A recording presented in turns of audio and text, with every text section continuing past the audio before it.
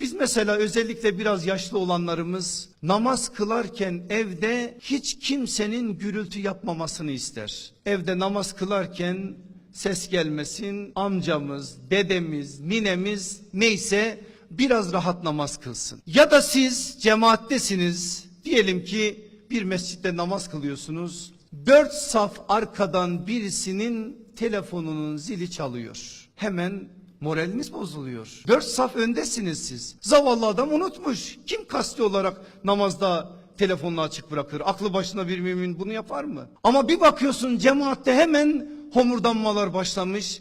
Neredeyse o telefonu açık olan adamı öldürse canları rahat durmayacak. Şimdi size bir şey söyleyeceğim. Bir şey aktaracağım. Bir kıyas edin Allah aşkına. En hayırlı ikinci nesil olan tabi'in neslinden önemli fakihlerden bir tanesidir. Müslim İbni Yesar rahmetullahi aleyh.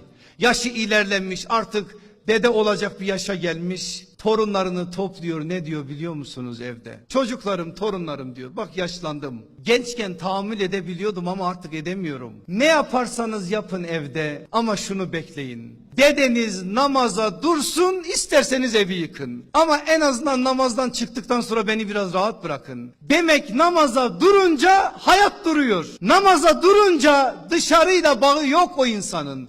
Onun için ben namaza durayım da isterseniz ne yaparsanız yapın ama hiç değilse namazdan sonra beni rahat bırakın diyor. Tam tersini diyoruz değil mi biz? Bizim namazlarımız o namaz değil de onun için.